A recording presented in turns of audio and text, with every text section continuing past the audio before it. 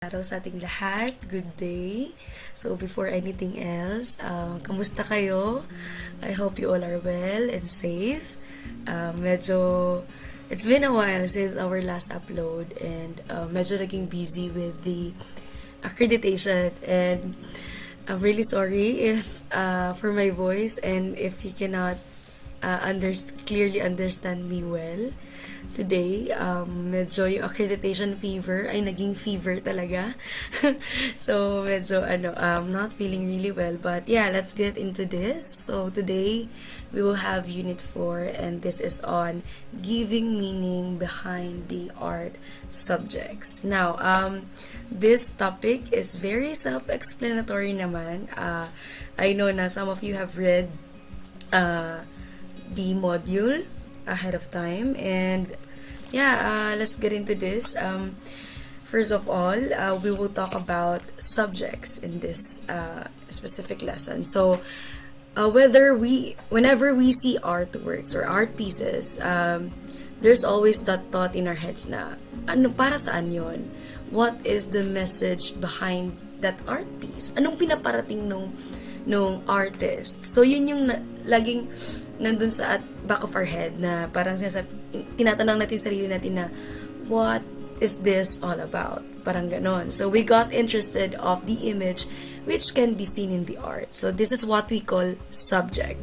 So however, not all artworks have this case. So there are artworks which do not have images or clear figures but ang laman lang ay shapes, lines, colors to translate a particular feeling, emotion, or concept. So in this unit, this is to help you appreciate the art subjects used by the artist. So yeah, let's have topic 1 and this is knowing the subject in the arts. The subject is an art that refers to any person, object, scene, or event described or represented in a work of art. So in the case of a story, poem, or music, subject is the main idea, character, or theme of the composition. So there are two types of art. So we have representational and non-representational art. So each of them has thoroughly different styles of artwork that can be easily distinguished. So in representational or objective arts, these are artworks that have visible subject. So madali nating malaman kung sino ang tinutukoy niya, ano yung tinutukoy niya. So anong theme nung artwork na yon. So and dyan yung painting, sculpture, graphic arts, literature, and theater arts. So these are considered to be representational arts. So representational art or figurative art represents objects or events in the real world. So parang copycat siya of what is happening in the real world. So usually looking easily recognizable. So naiba man yung colors niya, naiba man yung structure niya, kunwari yung sabi dito na yung tree, upside down man yung tree, you know it is still a tree kasi alam mo yung itsura ng puno. Kahit na balibaliktad man yan, sidewards, upwards, or downwards, alam mo agad na puno yon. Okay. So, yeah, representational art usually refers to images that are clearly recognizable for what they purport to be, such as human figure or a banana, a tree, and so on. So such images need not to be true to life. So a tree does not have to be green or even upright, but it must be clear. It must clearly represent or be recognizable as a tree. So briefly, it depicts something easily recognized by most people. So for example, itong painting na to, this is a painting called Thunder Magic by Marcia Baldwin. So people can generally recognize it as a horse without a doubt. So although may mga iba-ibang colors siya at wala namang kabayo na kulay blue, pero people can generally recognize it as a horse without a doubt. So although the using of color may not be realistic, it represents an actual subject from reality. So, recap lang natin, representational art has a visible subject. So, this is a representation of what is happening in the real world. Kahit may iba man yung structure niya, balibaliktad man, or iba-iba man yung colors na ginamit, as long as you can recognize it right away, that is called representational or objective arts. Sana clear yon. May iba man yung kulay, may iba man yung construction niya, as long as you can recognize it right away, that is representational or objective arts. Now, we have the non-representational or non-objective. And this is the opposite. So, they do not have a visible subject. So, yung music, architecture, and many of the functional art are non-representational. Functional arts, ito yung ating mga utilitarian arts, kung maalala niyo yan. Yung mga basket natin, di ba, hindi naman natin agad-agad nakikita yung visible subject. So, they appeal directly to the senses primarily because of the satisfying organization of their sensus and expressive elements. So, non-representational or abstract arts consist of images that have no clear identity and must be interpreted by the viewer. So, yung non-representational, it gives us the freedom to analyze an artwork or an art piece. So, non-representational art may simply depict shapes, colors, lines, etc., but may also express things that are not visible, such as emotions or feelings, for example. So, Picasso is a well-known artist who used abstraction in many of his paintings and sculptures. So, figures are often simplified, distorted, exaggerated, or geometric. Ayan. So, yun lang yung difference niya from the recognizable, representational, and non-representational. Representational, recognizable, nakikita mo na it is parang a copycat of what is happening in the real world, while non-representational is an art that do not have a visible subject. So, pwedeng colors, pwedeng lines, pwedeng shapes, and abstracted siya, distorted siya. So, hindi mo kaagad-agad na malalaman kung sino yung subject. Tulad nitong painting na to, hindi natin alam kung ano ba yung main na pinopoint out dito. Is it this oval shape here or this woman here? Hindi natin din alam kung hindi natin nalalaman agad right away na mirror yan. Parang ganun. So, that is a non-representational. It depends on how the viewer interprets the artwork. Ayan. So, let's move. There's another example of that is this painting by Salvador Dali. So, this is the persistence of memory. So, this is the most eye-catching things in the painting or the three, ayan, yung soft melting pocket watches. So, according to some studies, the soft watches may be a visual depiction of the idea behind the Einstein's theory of relativity. So, the figure in the middle, ayan, yung eyelash dyan, yung naka-close na mata. The figure in the middle of the picture has one closed eye with several eyelashes. So, it is possibly suggesting the irrelevance of time during sleep. However, the perception of this picture may have somewhat difference between people. So, is subject synonymous to content? So, yan yung dalawang term na confusing. Sometimes, or if not most of the time, they were interchangeably used. So, subject matter is the literal, visible image in a work, while content includes a connotative, symbolic, and suggestive aspects of the image. Again, subject matter is the literal or visible image in a work. So, yun na yun. As is, kung may painting ng cat, cat na yun. Pero yung content is the connotative or symbolic. So, ano ba yung representation nung, kunwari, flag? Ano bang representation ng flag? So, yan yung difference between the subject and the content. So, sa content, it is connotative. It depends on how you interpret it. Parang yan, yung symbols niya, done. So, the subject matter is the subject of the artwork. For example, still life, portrait, or landscape. Further, content refers to the artist, to what the artist expresses or communicates on the whole in his work. So sometimes it is spoken of as the meaning of the work. So in literature, it is called the theme. So it reveals the attitude towards his subject. So meron sinabi si Gerald Brammer here na about emotional content. So how to create paintings that communicate. Notes that content is the reason for making a painting. So sabi niya dito, content is not a subject or things in the painting. Content is the communication of the ideas, feelings, and reactions connected with the subject. So, yun yung difference niya. So, kung isa-isahin natin to, kanina yung subject, yun lang yung plain na nakikita mo, yung tao, yung things na nandun, yung event, yun lang yun. But yung content is the communication. Ayun, ano yung message na pinaparating niya? Ano ba yung feelings na pinaparating niya? Ano yung ideas, yung reactions na gusto niyang i-connect dun sa main subject of that certain artwork? So, when we look at the painting, its content is what is sensed rather than what can be analyzed. So, it is the ultimate reason for creating art. Something in the painting must appeal or speak to the heart, spirit, and soul of the viewer. So, he specifically calls this emotional content. Ayan.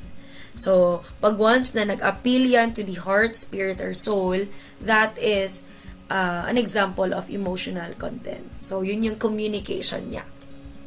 Next, let's move on to the three different levels of meaning. So, we have factual, conventional, and subjective.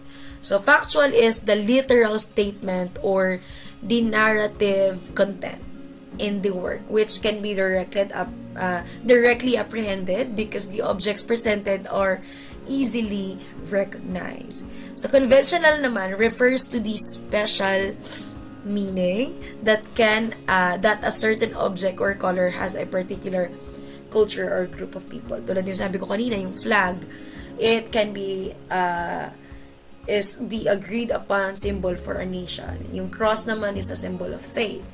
Yung wheel is the Buddhist symbol for the teachings of Gautama Buddha. So, yeah.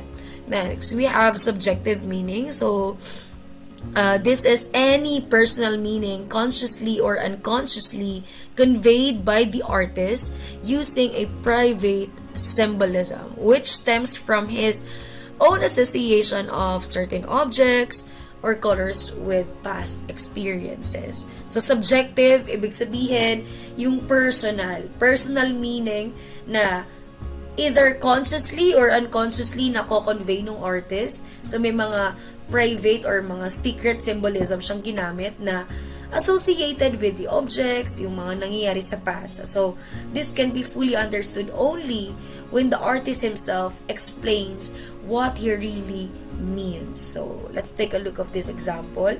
Here we have Michelangelo. This is the painting from Michelangelo, The Creation of Adam.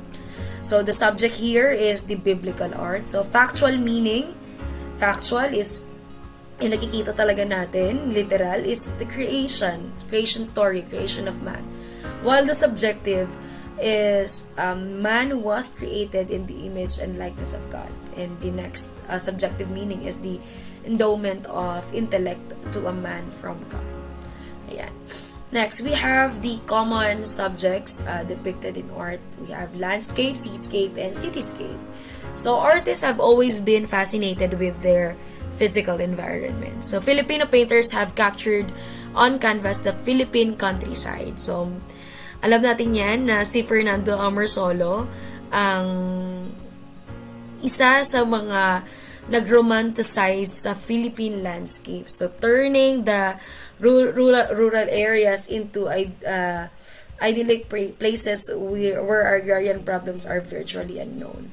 So, modern painters naman seems to be attracted to scenes in the cities. So, we have traffic jams, high-rises, skylines that are marked by uneven rooftops, and television antenna have got their fantasy. Ayan. So, yan yung landscape, seascape, and cityscape.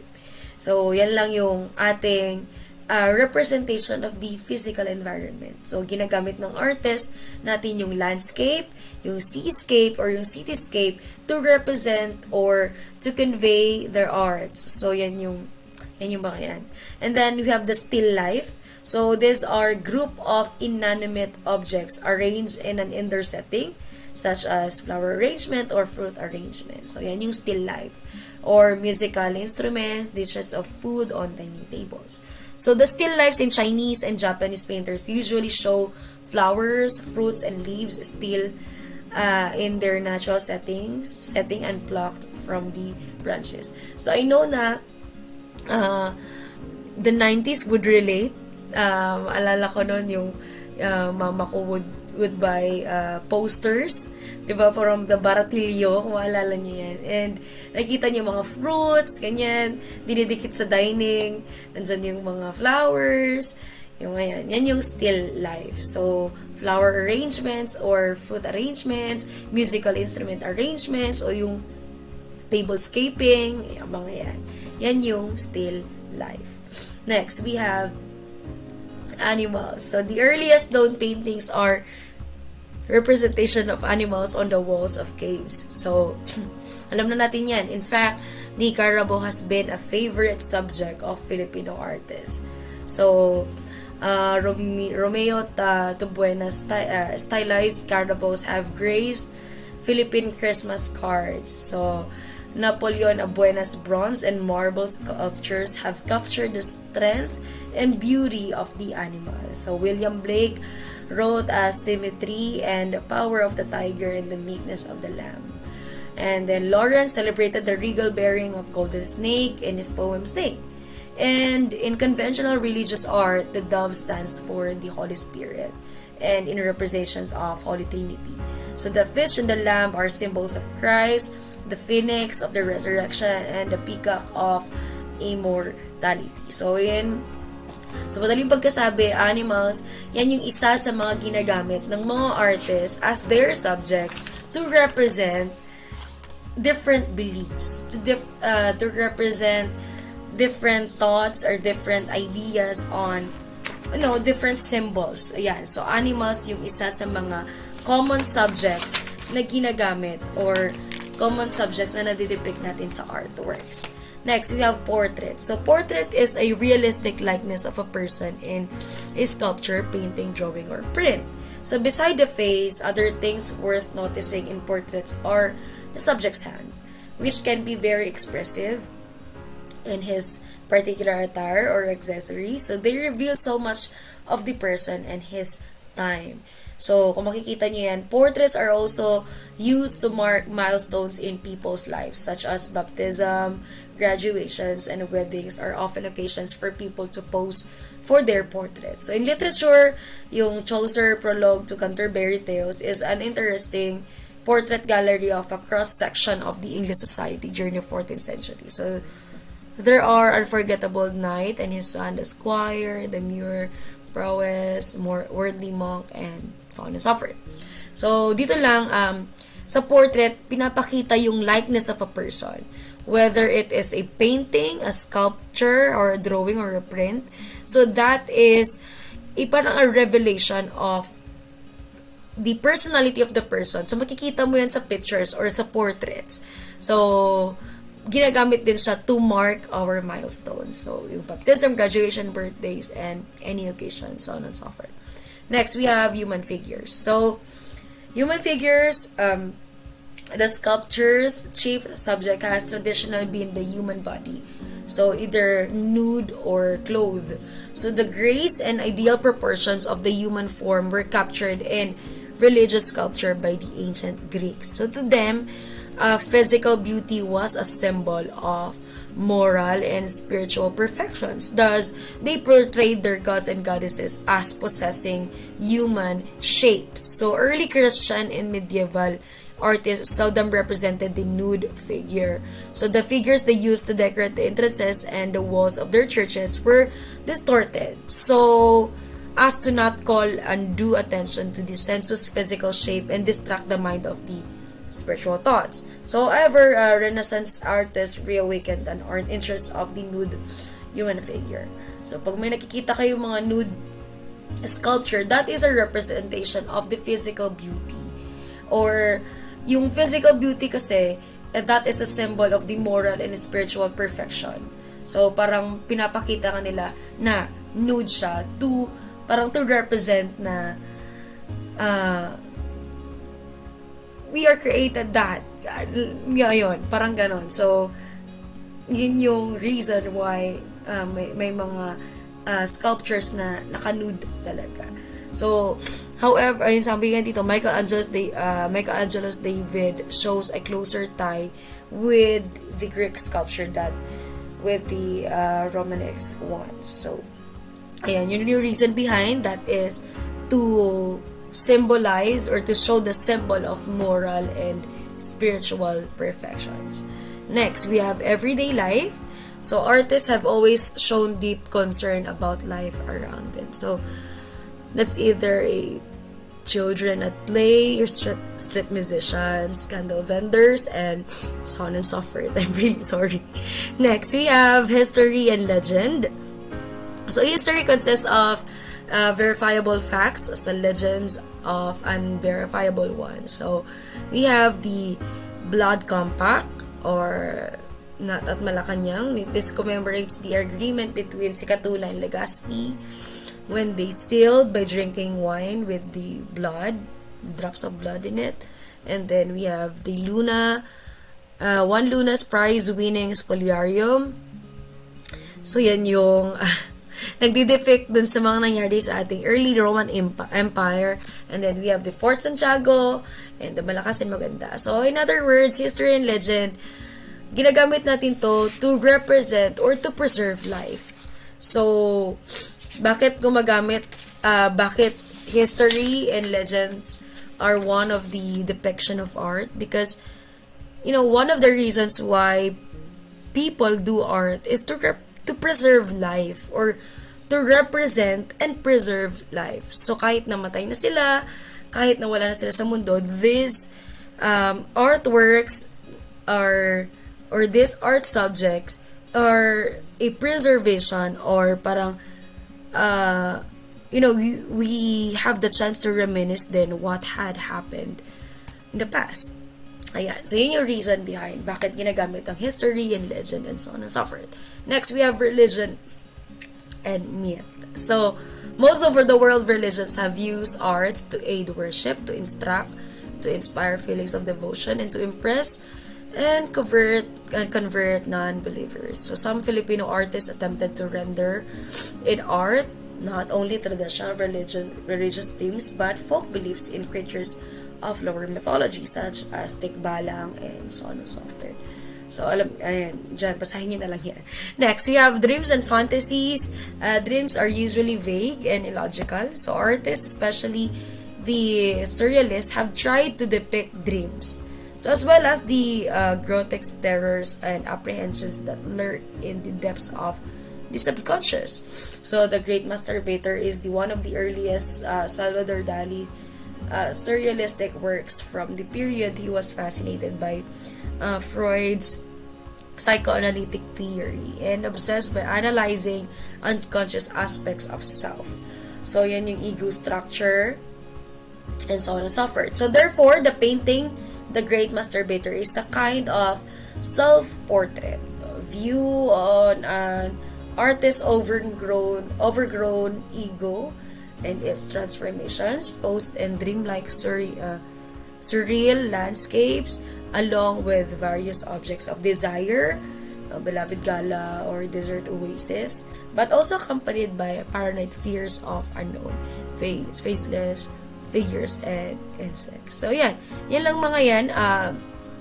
Those are 9 common subjects depicted in art. So, we have landscape, seascape, cityscape, sea, still life, and then animals, portraits, human figures, everyday life, history and legend, religion and myth, dreams and fantasy. So, whenever na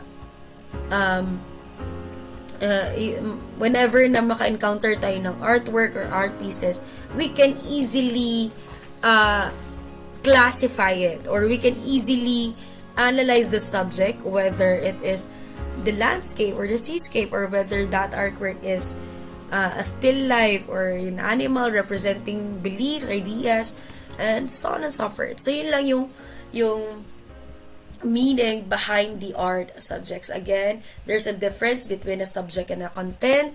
Subject is the literal, while the content is your own meaning, or the meaning of the artist himself, or the connotative meaning. So yeah, I hope na may natutunan kayo for this lesson. I'm so sorry I cannot explain it very much, but yeah, I hope na naintindihan niyo ito. Very self-explanatory naman, and this is just parang a recap of, helping us how to appreciate really arts. So when you are educated kasi on the subjects and the difference between a subject and a content, mas madali niyong na-appreciate yung art work or art pieces. Ayan. So, yeah, I hope you have learned something, and I'm so sorry for my voice. Medyo hindi siya nakikisama for today, but yeah, please keep safe. I hope na medyo clear yon, and yeah, this is the last lesson for our midterms. So, makaka-rest na kayo. Yeah, so I'll see you sa ating next lesson. So, next lesson will be for finals na. Again, keep safe everyone. Always pray, and yeah, rest if you can. Kailangan nating lahat yon. God bless everyone. See you again soon. Bye!